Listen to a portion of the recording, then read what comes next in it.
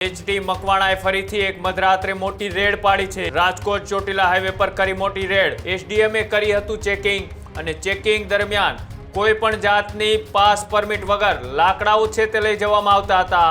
કોઈ પણ પ્રકારની પરવાનગી લીધા વગર કે વાહતુક પાસ સિવાય અને કાપવાની મંજૂરી લીધા સિવાય લીલા લાકડાનું વહન કરતા કુલ 15 આઈસર છે જપ્ત કરવામાં આવેલા છે। આ તમામ ઇસમોએ સૌરાષ્ટ્ર વૃક્ષછેદન ધારાની જુદી જુદી કલમનો ભંગ કરેલ હોય।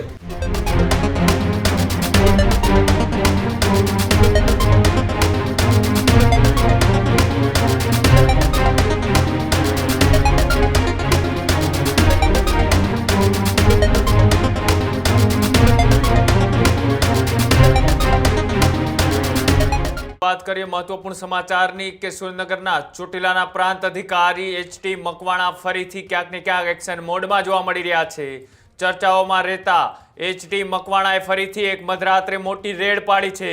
રાજકોટ ચોટીલા હાઈવે પર કરી મોટી રેડ દરમિયાન લીલા લાકડા ઝડપી પાડ્યા છે।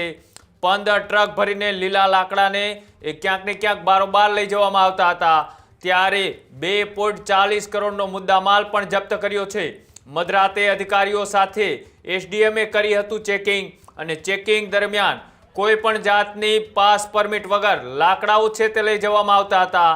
15 ટ્રકના માલિક અને ડ્રાઈવર સામે પ્રાંત અધિકારીએ ગુનો દાખલ કર્યો છે। વૃક્ષનું છેદન ધારા 1951 અંતર્ગત કાર્યવાહી પણ હાથ ધરવામાં આવી છે। આ જે રીતના તમે દ્રશ્યો જોઈ રહ્યા છો કે રાતના 12 વાગ્યાથી લઈ અને સવારના 4 વાગ્યા સુધી એસડીએમ એટલે કે ચોટીલાના પ્રાંત અધિકારી એચટી મકવાણા પોતાની ટીમ સાથે રાજકોટ નેશનલ હાઈવે ઉપર તપાસ એટલે કે ચેકિંગમાં હતા। ચેકિંગ દરમિયાન તેમને 15 જેટલા ટ્રકો છે જે લાકડા ભરીને જતા હતા, કોઈ પણ જાતની પરમિટ નહીં, કોઈ પણ જાતના ડોક્યુમેન્ટ નહીં અને વગર ડોક્યુમેન્ટે આ લાકડા ક્યાં લઈ જવામાં આવતા હતા તેની તપાસ કરવામાં આવી અને 15 ટ્રકના ડ્રાઈવરો અને સાથે ટ્રક માલિક સામે તેમને ગુનો દાખલ કર્યો છે। સાથે જે રીતના આ મુદ્દામાલ છે તે જપ્ત કરી અને 2.40 કરોડ રૂપિયાનો મુદ્દામાલ પણ જપ્ત કર્યો છે। જ્યારે આ જે ઘટના ઘટી તેમાં તેમને જે તપાસ કરી, આ તપાસ બાદ શું ખુલાસાઓ થયા તેને લઈ એચટી મકવાણાએ શું કહ્યું આવો તે પણ જોઈએ।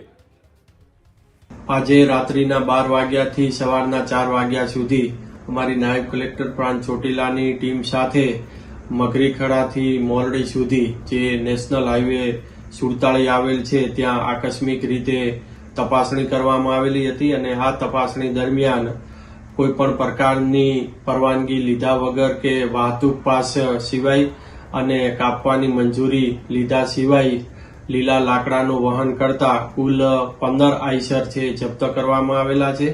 જે કુલ મુદ્દામાલ થાય છે 2.40 કરોડ પૂરા નો મુદ્દામાલ જપ્ત કરી અને મામલતદાર કચેરી ચોટીલા ખાતે રાખવામાં આવેલ છે।